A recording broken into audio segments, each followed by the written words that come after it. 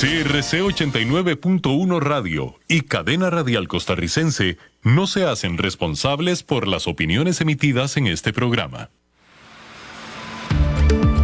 Es tiempo de tender la red democrática y mostrar la Costa Rica del futuro hacia la cual debemos caminar. Con ustedes, Jonathan Prendas, aquí por CRC 89.1 Radio.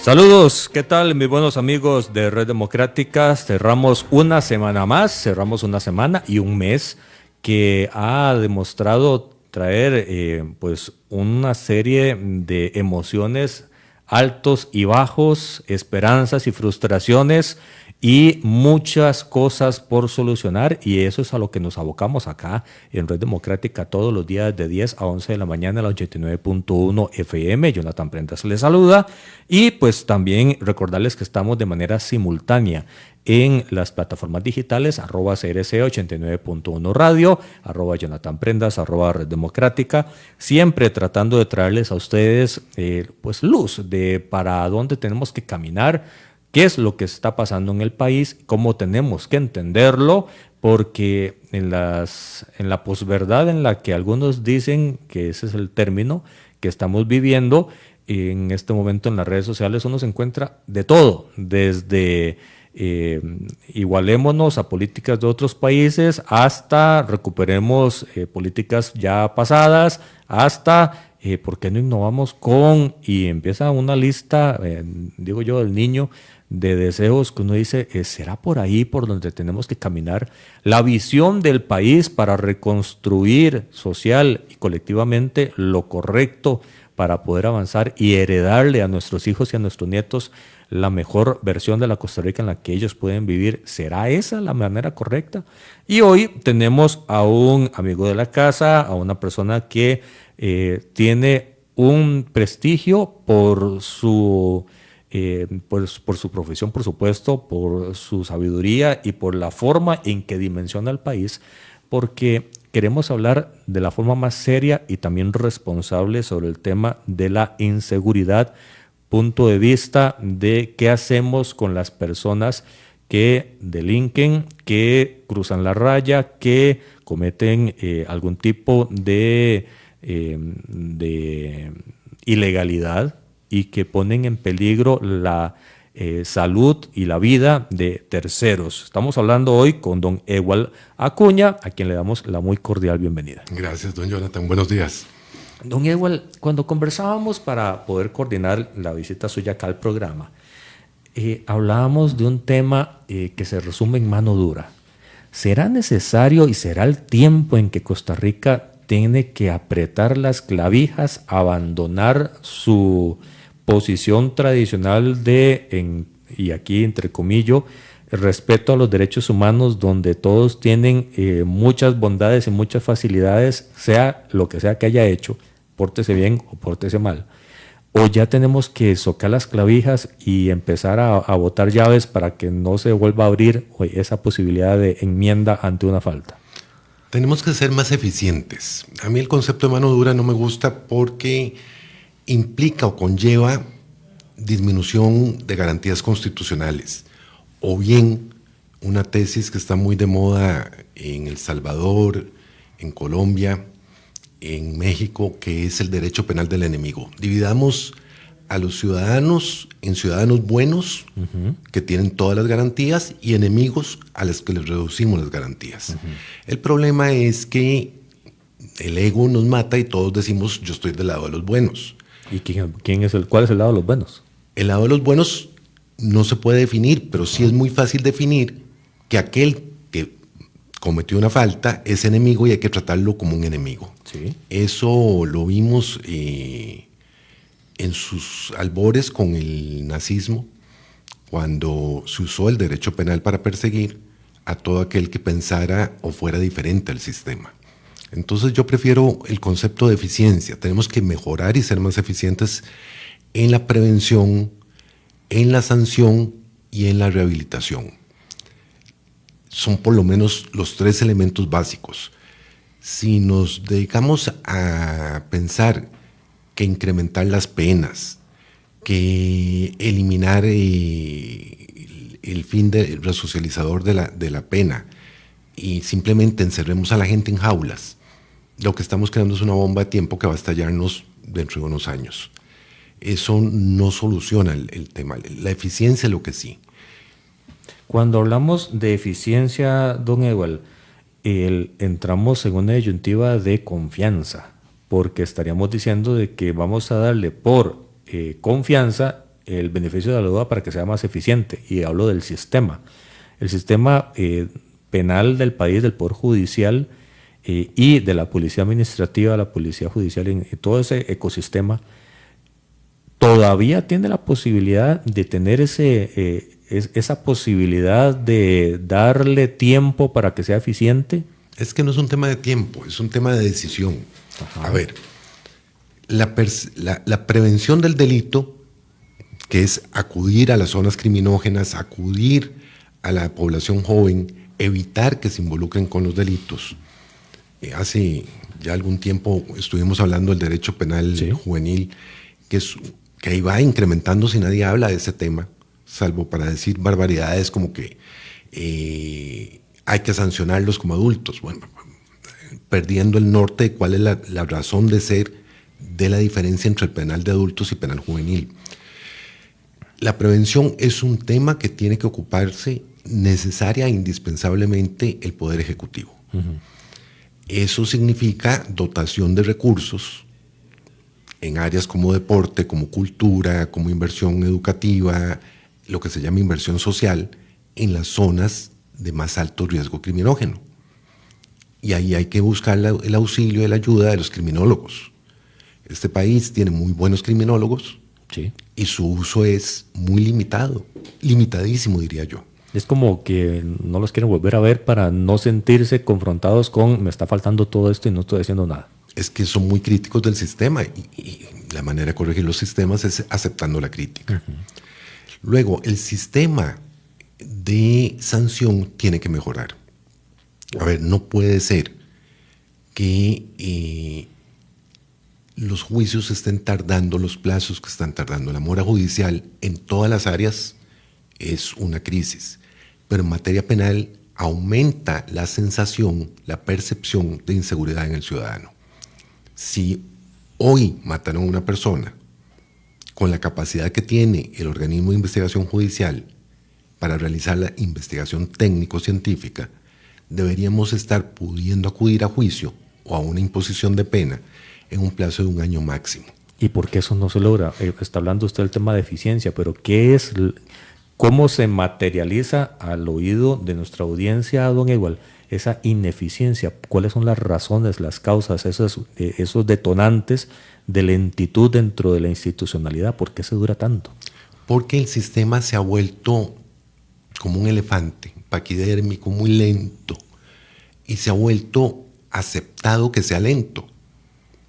Vea usted que se reformó la ley de flagrancia, que es un tema importante, y nadie le ha dado seguimiento a cuál ha sido el efecto de la flagrancia en números reales. Aunque ha sido muy corto el plazo, mi percepción y una visión muy general de la estadística de los últimos meses es que está pudiendo sancionarse a las personas en un plazo mucho más corto. Yo no veo por qué solo en flagrancia vaya a ocurrir. Tiene que ocurrir en el sistema ordinario. Los casos de corrupción, que son otros de los formadores de opinión pública, la Corte tiene que corregir no con leyes, sino con actitud y con sentido común. Las formas de atención de los megacasos, habilitando horarios extraordinarios, habilitando personal de apoyo, para que se pueda ejecutar, por ejemplo, audiencias, dictar resoluciones en plazos muchísimo más cortos. Vea usted el caso de UPAD. Hace 5 años fueron los allanamientos en Casa Presidencial. Hace 5 años, así. Al día de hoy no se sabe qué hay en la prueba electrónica. ¿Y acaso no ha caminado? Y es lo básico. Y es lo básico, en la tesis del Ministerio Público. El caso Diamante, cuando se detiene a los alcaldes en el 21, todos los defensores alegaron en la opinión pública la falta de fundamentación de la resolución de tramitación compleja. Se resuelve 3-4 años después. Eso es absurdo. Y ahí hay que buscar mecanismos que permitan que, a pesar de la multiplicidad de defensores, se habiliten horarios para que los tribunales puedan atender esos casos con prioridad. Y ahí se vuelve eficiente el sistema. Es la gerencia del sistema lo que está fallando. Sí. El tema de verlo como un proyecto, desarrollo de un proyecto, y ver los plazos, ver la forma en que se pueden intercalar los procesos, prioridad, y generar un tipo de horario de beneficio. Sí, para casos extraordinarios, no para todos. Sí. Pero bueno, es un tema de decisión, no de legislación. Yo veo con preocupación que se quiere corregir el tema de seguridad a punta de legislación, y la legislación per se no disminuye la criminalidad. No, porque de hecho la ejecución de una norma recién aprobada, 1 año, 1 año y medio para empezar a ver algo. Y hay que ver cuando está bien. Y hay que ver si tiene algún efecto. ¿Sí? Y luego tenemos el problema de ejecución de las penas. Yo creo que hay que romper el paradigma de que en Costa Rica tenemos básicamente 2 tipos de pena, la multa y la prisión. Tenemos que ver, aprender y traer, sobre todo el derecho europeo, las modalidades de prisión donde la persona cumple su pena en prisión, pero se va aflojando el control de la libertad, permitiéndole trabajar, permitiéndole salir, pero con controles muy estrictos, de acuerdo con las características particulares del condenado. Y eso requiere entonces criminólogos muy bien formados en adaptación social, requiere psicólogos. Hay gente que no se puede dejar salir. O sea, esa es la realidad. Pero normalmente la mayoría de la gente, si se les coloca en un proceso de rehabilitación, van a responder positivamente. Vea usted que la estadística de reincidencia, los números reales, es de menos del 5%. Y reincidencia es cuando una persona condenada comete otro delito. Aquí se ha jugado a nivel de discurso de que una persona detenida, lo que la policía llama pasada, sí, es reincidente, pero eso no es cierto. Porque no ha sido condenado. No. Son mecanismos que crean alarma en la ciudadanía y crean una percepción incorrecta. Yo estoy claro de que hay que mejorar, por ejemplo, el tema de las medidas cautelares, sobre todo de la prisión preventiva, tanto el proceso sea eficiente. Si el proceso no es eficiente, no logramos absolutamente nada.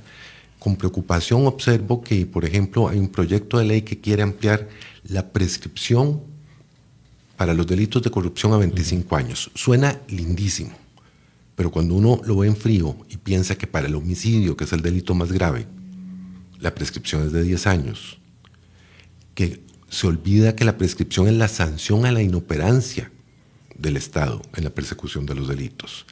Lo que estamos es cohonestando esa inoperancia y diciendo, pueden durar lo que quieran. Pueden durar lo que quieran, y desconociendo una realidad de psicología básica. A mayor transcurso del tiempo, mayor deterioro de la prueba. Entonces, yo sí creo que hay que hacer mejoras importantes, correcciones importantes. Hay que ver un tema que es una apreciación personal y puedo estar equivocado, de la mística que se necesita en cada uno de los ejes. Si la persona no está enamorada de su trabajo, no está convencida de que su trabajo es importante, el rendimiento no es el mejor. O si está seguro de que el trabajo siempre va a estar ahí. Bueno, esa es otra teoría que hay, que la gente que ya tiene propiedad, y no estoy hablando contra la persona que tiene una propiedad en el sector público, pero hay una teoría que dice que esa comodidad hace que, y como no se le puede sancionar por medición de objetivos, entonces simplemente voy al ritmo que quiero. Por eso. Y ahí hay que entrar a temas complejos. Ve usted que el OIJ ha estado asumiendo responsabilidades y competencias que son de la policía administrativa. La prevención de los delitos no le toca al OIJ. Así es. Pero el OIJ, para paliar la crisis de seguridad, ha tenido que asumir esa disposición con el perjuicio que tiene de sacar un montón de agentes, de descuidar los casos ordinarios para atender zonas criminógenas violentas en una cosa donde debería estar la policía administrativa ocupada. Tenemos el problema de gestión y control de calidad. A mí me preocupa mucho el énfasis que se hace a lo interno del Poder Judicial en la estadística. ¿Cuánto entró, cuánto salió? Y se está perdiendo el control de calidad. Cuando los ciudadanos convenimos en dejar que el Estado solucione nuestros conflictos, delegamos en el Poder Judicial la confianza de que va a solucionarlos correcta, adecuadamente e idealmente desde el punto de vista justo. Y esa es la piedra angular del Poder Judicial, la confianza que le tenga la ciudadanía. Si esa confianza se va deteriorando, como está ocurriendo, porque hay gazapos, hay cosas inexplicables en casos de alto perfil que son los que crean o forman la opinión pública, y no hay un control de la calidad de las resoluciones, simplemente se va cayendo a pedazos esa confianza. Y un problema adicional que tiene el Poder Judicial es la forma de comunicarse. Es muy de vieja guardia. Muy de vieja guardia, pero además hay que entender que los jueces, por formación, por disciplina, por convicción, no pueden salir a defender sus resoluciones a la opinión pública. Eso sería gravísimo. No acabarían. No, pero además... Y no es su función. Sería indigno. Sí. Pero sí tiene que tener la capacidad de entender qué es lo que a la gente le interesa escuchar. Y ahí yo siento que está faltando capacidad de reacción. Que el Poder Judicial publique que condenaron a Juan, a Pedro o a Perico no tiene ningún efecto en la credibilidad del Poder Judicial. Que construyeron un edificio, tampoco. Que visitaron un lugar, tampoco. El Poder Judicial tiene que recordarle al ciudadano cuál es su función y cómo la está cumpliendo. Claro, eso implica hacer un mea culpa. Y un cambio. Yo no sé, el cambio no le toca al Poder Judicial. Me refiero a un cambio interno, Sí. de parte de la eficiencia, la voluntad, de las formas, entender que no son ni mucho menos perfectos. No, todos. Yo defiendo a muerte al Poder Judicial, usted lo sabe bien. Sí. Pero hay que reconocer que la cosa no anda bien. No anda bien, entonces hay que mejorar la capacidad de comunicación porque esa es la fortaleza del Poder Judicial. Con una particular cosa que lo vemos en todas las encuestas, donde la confianza en el Poder Judicial es baja. Pero la confianza en el Poder Judicial, en el OIJ es muy alta. Y el OIJ es parte del Poder Judicial. Entonces, hay que entender que el ciudadano sí está teniendo claro que OIJ y tribunales no son lo mismo. Y entonces, si el OIJ anda bien y muy bien, qué dicha, pero no puede descuidarse y creer que puede apoyar su credibilidad solo en el OIJ. Pero es parte de lo que hemos hablado en otros momentos, que la percepción social hace que la gente crea que problemas en las presas es responsabilidad del Congreso, que problema de que no se hizo una ley es responsabilidad del presidente, y que problemas que el Poder Judicial, que el OIJ no está corriendo línea, es responsabilidad de los magistrados. La gente a veces no comprende y no dimensiona cuál es la responsabilidad de cada poder de la República. Pero ¿quién se lo explica? Ese es el tema. O sea, Ahorita la educación está haciendo su trabajo. En las escuelas y los colegios ya educación cívica. Es más, ya los actos cívicos. Un día estos vi una publicación en redes que decía: yo soy de la generación que hacía fila y tomaba distancia extendiendo el brazo.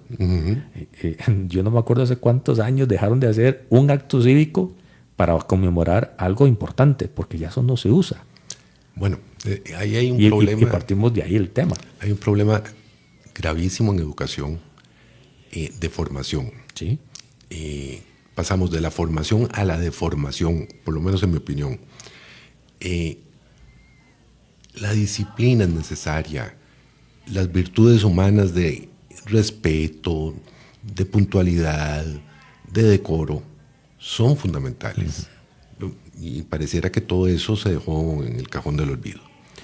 Don Igual, cuando hablamos de casos como los primos estos que son asesinados en un bar en Heredia, hacen una fosa, los mantienen en un congelador, les ponen cerveza arriba para que mantengan fríos, mientras que pueden enterrarlos. Eso es una deformación social muy seria. La gente ahora cruza muy fácil las líneas de la delictividad, del maltrato o de la violencia contra terceros.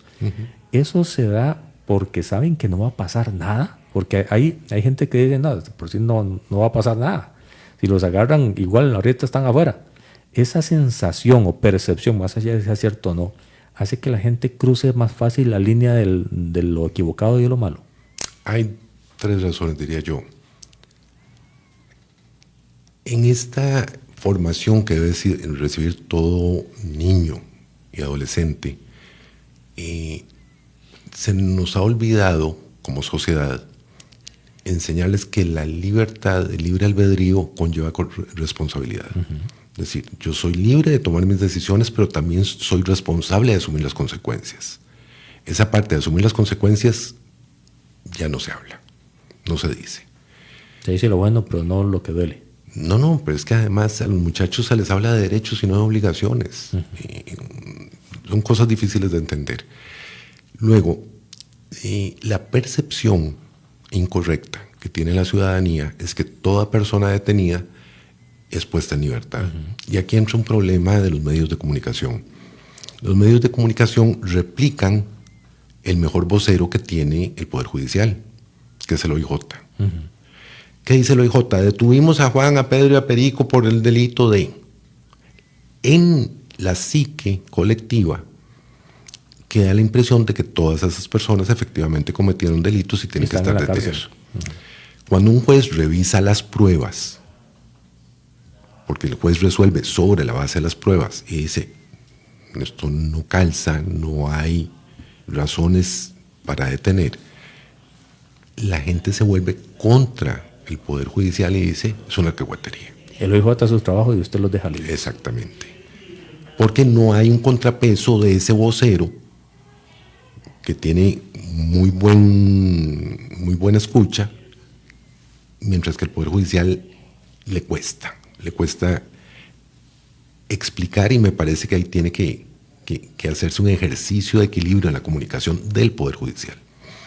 El otro problema tiene que ver con la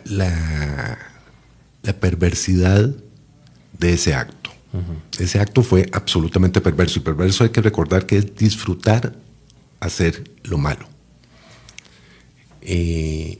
Yo creo que sí, que tiene que haber pesado la creencia de que no los iban a detener, de que no los iban a sancionar, y por otro lado, la falta de autocontención. Nosotros no podemos actuar impulsivamente, pero aprendemos a no comportarnos impulsivamente a partir de la educación en el hogar y de la educación formal. Yo ahí le tiraría la pregunta a los educadores y a los criminólogos, si estamos enseñándole a la gente joven a tener autocontención. ¿en qué momento el país empezó a cruzar más violentamente los límites, las fronteras? Yo diría que unos 15, 20 años. ¿Qué fue lo que pasó en aquel momento para que empezáramos a...? Porque yo me acuerdo en el 90 y tanto, 97, 98, cuando se hizo el primer ajuste por sicariato, de los primeros que sucedieron, y fue un escándalo nacional. Uh-huh. Y ahorita no sé cuántos hay por día. Y la gente ya le perdió, ya es indolente, ya se acostumbró. ¿Qué pasó en aquel momento, hace 15 años, cuando la gente empezó a perder esa sensibilidad y empezó a decir, eso también se puede hacer? Nos volvimos más egoístas. El ser humano por naturaleza es egoísta, aunque digamos que no. Uh-huh. Entonces, ese egoísmo nos lleva a asumir una posición de qué me importa lo que le ocurra a los demás mientras yo esté bien. Uh-huh. Lo vimos hace poco, 2 años, cuando se decía se están matando entre ellos. Sí. Pero son personas.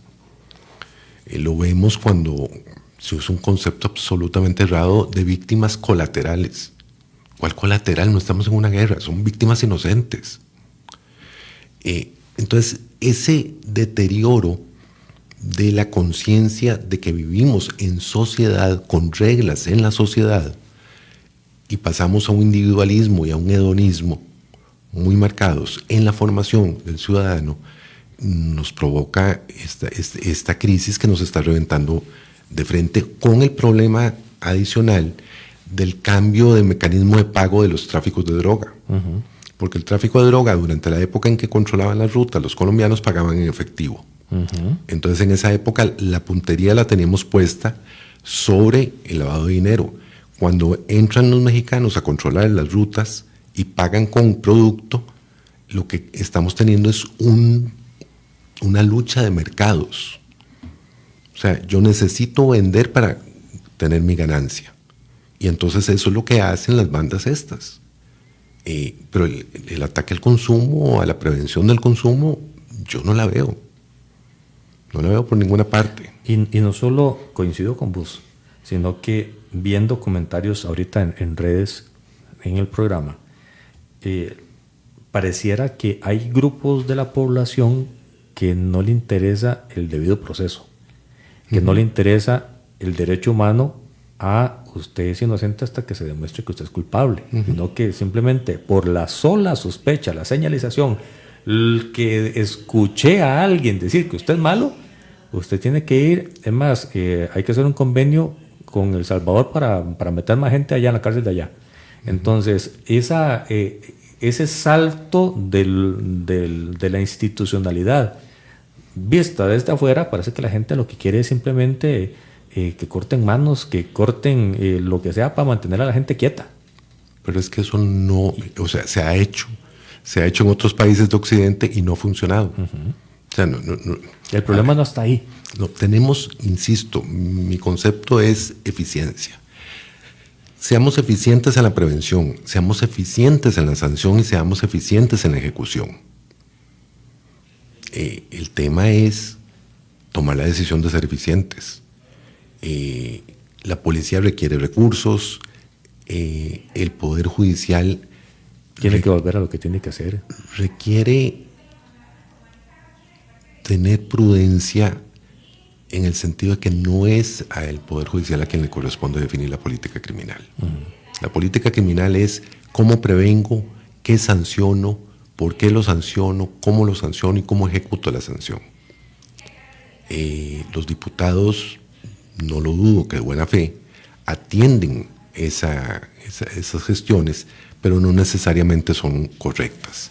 Ahora, con la eficiencia disminuimos los tiempos de sanción sin necesidad de violentar garantías fundamentales, porque hay que recordar que el sistema está diseñado para todos, uh-huh. Para usted, para mí, para el oyente. ¿Quién dice que nosotros tenemos una vacuna de que nunca vamos a cometer un error o nunca nos vamos a ver sometidos a un proceso? Eso no existe. Entonces, todos queremos que se nos juzgue justamente y prontamente. Así es. Claro, suena muy bonito decir encerrémoslos a todos o creemos cárceles de máxima seguridad que son muy caras y que nadie quiere tener, porque todo el mundo las quiere, pero cuando le dicen, mire, la vamos a poner en su cantón, todo el mundo brinca. Sí, siempre, así, pero siempre no. Exacto. Por ejemplo, una experiencia que yo rescato de Colombia y de México, que tienen sus bemoles, es que los líderes de delincuencia organizada se aíslan respecto al resto de privados de libertad. Y eso permite un mayor control sobre ellos para que no sigan ejerciendo las jefaturas. Pero si yo los meto en un ámbito donde tienen capacidad de generar comunicaciones, de generar órdenes, de continuar su trabajo, la pena no está siendo eficiente. Eso es como lo mismo que hemos hablado con los muchachos del Colegio de Criminología de Costa Rica, de no metamos a todos en el mismo ámbito, porque los de pena menor mezclados con los de pena mayor, no creo que en el argot religioso no creo que anden evangelizando, más bien no. Los van a corroer. Absolutamente, por un tema de supervivencia. Sí. O sea, línea o le va mal. Cuando vemos que todo se resume, don Eduardo, en eficiencia, en voluntad política, en gerenciar adecuadamente el Poder Judicial, ¿qué tan largo estamos de que eso suceda? Porque cuando vemos del diario vivir, en caliente es complicadísimo ajustar ese elefante que usted decía que en lo que se ha convertido, ponerlo fit y empezar a ser eficiente en medio de todo el día a día. ¿Cómo podemos lograr ese paso? Porque la gente demanda, yo creo que con justa razón, que se tomen medidas correctas para que los que andan haciendo inseguro el país estén donde tienen que estar. Lo primero es reconocer que me he equivocado como institución. Lo segundo, revisar a lo interno qué puedo yo mejorar. Y creo que los cambios no son complicados, no son difíciles. Y lo tercero, la reforma del Poder Judicial, para bien o para mal, le corresponde a la Asamblea Legislativa, no al Poder Judicial. Pero ahí entra el tema de división de poderes y no se meta con la administración mía. Y lo mismo que pasa con el ámbito de universidades, con diferentes ámbitos, que es complicadísimo. Por ejemplo, en algún momento se ha dicho hay que cambiar la forma en que se reeligen los magistrados, no que se eligen. Porque ahorita si igual magistrado quiere reelegirse, ahí tienen que reunirse 38 en contra para decirle no, usted no puede. Pero si fue electo con al menos 38, una tesis dice que la reelección también sea con 38, o sea, que la persona tenga que justificar su anhelo en una eficiencia durante el periodo en que le tocó. Hay otras tendencias que dicen hagámoslo por 6 años o hagámoslo por X cantidad, o sea, transformarlo, y al final de cuentas la presión entre poderes hace que no se pueda tomar ninguna decisión. Bueno, pero es que la Asamblea Legislativa tiene que ser valiente. A ver, la definición de cómo elegir y cómo reelegir magistrados le toca a la Asamblea Legislativa. Así es.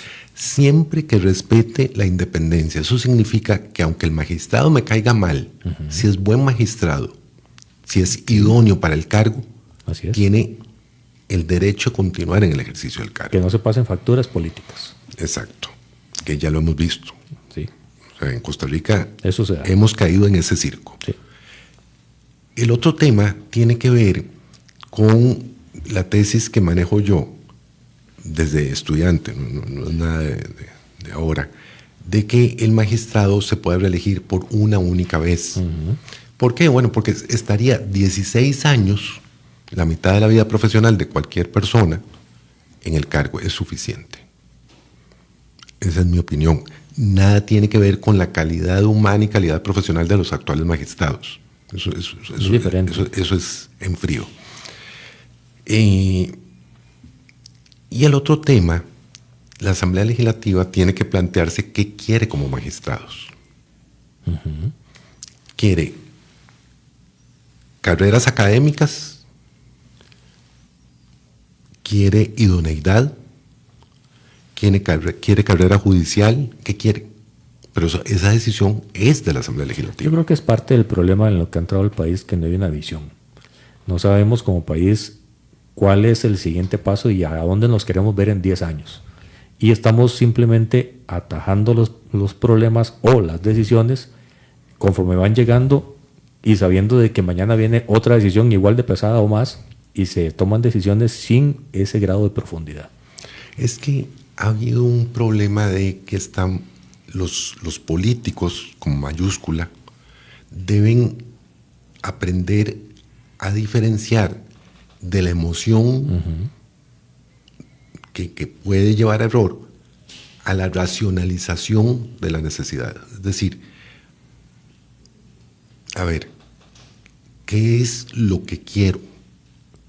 ¿Qué fundamento tengo para eso? Vea usted, por ejemplo, se quieren incrementar para cierto tipo de delitos penas de hasta 50 años. Ahí vi. Ok. ¿Y eso qué efecto tiene? Suena lindísimo para los que son de línea de mano dura, pero no tiene ningún efecto en la criminalidad. No, Ahora, no, pasemos el análisis al efecto sobre la persona. ¿Tiene algún efecto resocializador o simplemente negamos que la pena tenga un fin y eso únicamente se vuelve encierro? Que es una decisión política también. Que no se está tomando ese parámetro para tomar acciones. No. En general yo veo con preocupación mucha buena intención, pero poca profundidad. La capacidad de tomar decisiones correctas no es sobre la base del clamor emocional, sino sobre la base del sustento científico de la decisión que tome en cualquier área. Hace poco vi que se aprobó o se estaba estudiando una ley para poner, si no me equivoco, son 10 años para personas que provoquen incendios forestales. Es desproporcionado. Pero vamos a lo mismo, qué lindo suena en medio de un problema. Claro, porque entonces si yo le pongo 10 años no va a hacer el incendio. Ya está probado que la ley, el efecto disuasor de la ley no depende de la cantidad de años, sino de la eficiencia. El caso más común, la delincuencia de delitos contra la propiedad, los hurtos, los cadenazos. ¿Cómo se controla ese tipo de delincuencia? Con el juzgamiento inmediato y oportuno. Pero ahí topamos con un problema. Muchísimas veces la policía actúa bien, detienen a la persona, le devuelven el teléfono, la cadena, los aretes, la billetera a la persona asaltada y le dicen vamos para que ponga la denuncia y no van. No van. Entonces la responsabilidad ya no es de los tribunales, no es de la policía, es del ciudadano. Pero volvemos, ¿quién lo educa en la importancia de colaborar con el juzgamiento de los hechos? Eso es parte de lo que usted mencionaba de la individualidad del costarricense. Ya yo recobré mi teléfono, a mí qué me importa. El que sigue, ve a ver cómo lo atiende. Exactamente. ¿Cómo podemos, don Ewald, a la hora de usted decir, primero reconocer, yo creo que no sé si estamos cerca de que el Poder Judicial reconozca esa sensación o esa efectividad de que no es efectivo, de que no es eficiente? No. Porque sería contradecirse a sí mismo y entrar en una disyuntiva de me van a cuestionar todo aquí en adelante y estoy contra la pared. Yo no sé si estamos en un momento para poder dar ese paso. Creo que no se va a dar. Creo que más bien va a haber más propuestas legislativas salidas del Poder Judicial. Pero entonces no estamos caminando por la línea correcta. Por el deber ser no estamos bien caminando. No. Y hay que entenderlo. O sea, es el principio de autosupervivencia. Sí. Todos los que nos hemos equivocado sabemos lo que nos cuesta reconocer un error en cualquier ámbito, en el personal, en el profesional, en el familiar. Ese acto de contrición, creo que todavía el Poder Judicial no está en capacidad de hacerlo. Y entonces, mientras tanto, tenemos que seguir creando conciencia y corrigiendo lo que buenamente se corrija, sin demeritar la función y la necesidad del Poder Judicial. A ver, Yo prefiero un sistema con un poder judicial que no es el ideal, que renquea, que un sistema donde simplemente el poder judicial se convierta en una herramienta de ejecución de criterios absolutamente emocionales. Y vamos, vienen temas por delante que complicados. Este año de por sí es muy complicado porque estamos en medio de una campaña política. Aquí vienen las facturas. Y aquí vienen las facturas y los discursos en contra. No es un año, desgraciadamente, donde se pueda esperar pensamientos y reflexiones suficientes sobre la visión país. Y por lo menos en lo que es mi prioridad, en la visión y necesidad del Poder Judicial, lo veo difícil. Cambiar el próximo gobierno, la próxima Asamblea Legislativa, le toca cambiar a 14 magistrados que ya se les vence el nombramiento y la Asamblea escoge si lo mantiene o si cambia a la persona. Cambiando 14 magistrados, la institucionalidad con un chasquido de dedos cambia todo lo que está pasando, o simplemente es un elemento y un ingrediente que entra a jugar para una reconversión, una transformación institucional que puede llevar sus años. No es inmediato. Por naturaleza yo soy optimista. A ver, vuelvo al punto, depende de lo que los diputados quieran como magistrados. Yo sí creo que por la estructura jerárquica, que no es la mejor, pero es la estructura que tiene el Poder Judicial, si la cúpula reacciona, el efecto descendente es inmediato. Hay que tener criterio jurídico y criterio humano. Insisto, a mí me preocupa muchísimo el tema de la estadística. La estadística no me dice si la calidad es la adecuada. Y le voy a hacer un ejemplo para lo que usted está diciendo. Salen ahora diciendo que no sé cuántas personas ahora ya no están en grado de pobreza porque tienen 5,000 colones más de ingresos de la barrera mínima para poder considerarlo no pobre. Sí. Y 5,000 pesos es una estadística muy fría y muy ingrata. Absolutamente. Y si nos vamos al mundo real, porque la estadística necesita pasar la línea por algún lado, entendemos eso, pero si nos vamos al mundo real, 5,000 colones no hace la diferencia en una mesa de una familia para comer. El tema de la calidad es fundamental y eso solo se logra con capacitación, con controles de gestión. En este momento uno percibe un desasosiego en la mayoría de los jueces por la cantidad de resoluciones que tengo que dictar. Y eso implica necesariamente un desmejoramiento de la calidad. Para los jueces, don Igual, ¿qué tan complicado es ver ese montón de expedientes pendientes emocionalmente, psicológicamente, laboralmente? ¿Qué tan desgastante es? Porque supongo que es un poco frustrante sacar uno y resolverlo y que le caigan 10 más. Sí, pero ahí tenemos que ver, a ver, por lo menos en penal, que es de lo que puedo opinar, hay cosas que mejorar. Está llegando a juicio lo que tiene que llegar a juicio. Podemos usar la tercera vía, que es la justicia alternativa para mucho caso. Podemos evitar juicios aplicando criterios de oportunidad, pero criterios de oportunidad donde la persona siente que algo gana. Sí. El abreviado es fundamental. Una persona que sabemos que va a ser condenada, hay que valorar con razones el otorgamiento del abreviado para que sea un asunto menos. Me parece que, por lo menos en la salud mental de los jueces, es agobiante los circulantes y agobiante la instrucción de que tiene que sacar tantos asuntos por mes. Se les pone métricas a los jueces. Sí, claro. Y eso no hace necesariamente eficiente el trabajo. No. Eso lo que demuestra es una mejoría en la estadística.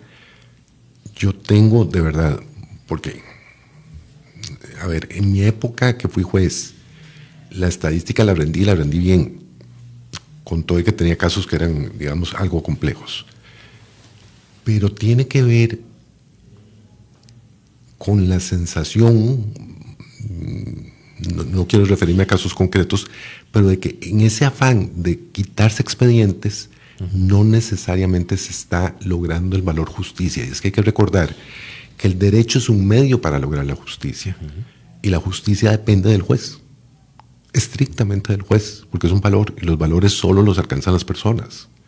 Pero si al juez lo que le decimos es corra, saque expedientes, corremos el riesgo de disminuir la calidad de la gestión, y esa métrica no se está llevando.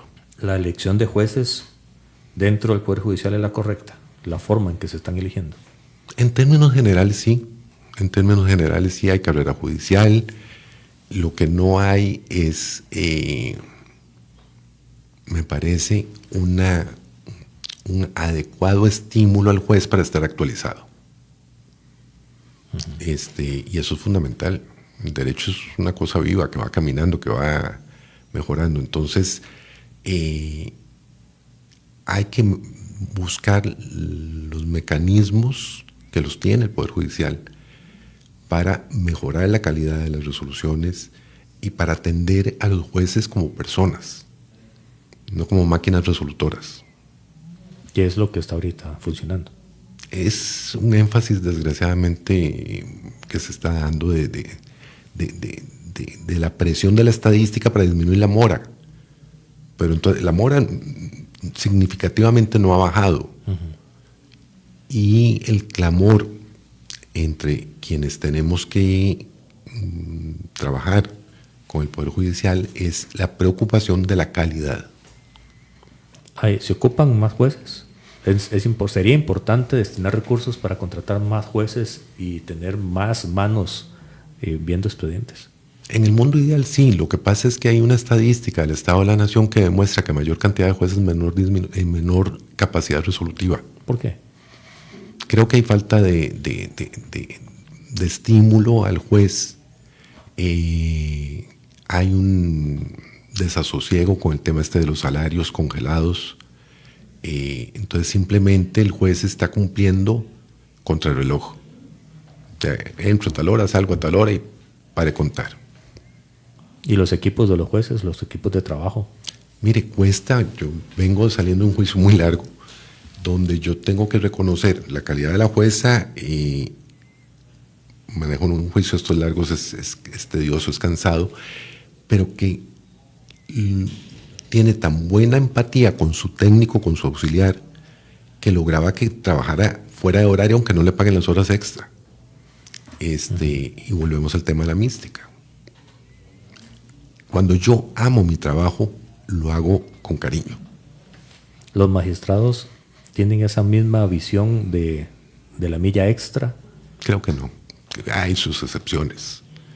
Y además los magistrados están tremendamente ocupados en gestiones administrativas. Ese es otro problema. No deberían de estar ahí. No, pero hay dos corrientes. La que sostenemos que los magistrados tienen que tener el menor control administrativo, y los que sostienen que el magistrado, por disposición constitucional, tiene que tener el control administrativo de todo. ¿Y hasta ahora cuál va ganando? El mayor control. ¿Y ha sido eficiente? No. O sea, a ver, los abogados no somos ingenieros industriales, no somos gerentes, no somos... Es que, perdón que te interrumpa, Ewald, pero el control, hay formas de controlar. Claro, pero eso significa que yo tengo que confiar en la delegación. Ajá. Y parece entonces que lo que no saben es la delegación. Yo creo que sí la saben, que no les gusta es otra cosa. Vamos a hablar en estos minutos, 3 minutos que nos quedan de programa, un caso muy particular o casos muy particulares que se están dando, que no solo se dio con los femicidios violentos, sino que ahora, no sé si casualidad o también para estudio, casos hasta de bebés que los dejan abandonados. La sociedad no está caminando por una senda humana. No. La pérdida de valores es real y a la gente que le escandalice que uno hable de valores, pues que se escandalicen. Sin valores, nosotros no sabemos cómo caminar por la sociedad. El tema de los femicidios es grosero porque es violencia contra la mujer por parte de la persona en quien debe confiar que le va a custodiar. Así es. Que le va a cuidar, que le va a proteger. El tema de los bebés es contra natura deshacerse de una criatura como que si fuera un bodoque de basura. Y eso significa que no estamos teniendo conciencia de las responsabilidades, de las obligaciones, y simplemente volvemos a lo que a mí me importa, lo que yo creo, lo que yo siento y que los demás se jodan. Y ahí el tema es si el Poder Judicial se tiene que ver al espejo, si el Poder Ejecutivo se tiene que ver al espejo, si la Asamblea Legislativa se tiene que ver al espejo, cada uno para ser más eficientes con lo que le toca para construir una sociedad más propositiva. A la sociedad también le hace falta un espejo y bien grande y bien nítido. Que no lo tenemos. Que no lo tenemos. Pero, a ver, ahí mi visión particular personal es que si no corregimos y mejoramos el sistema educativo, Así es. no vamos a lograr cambiar.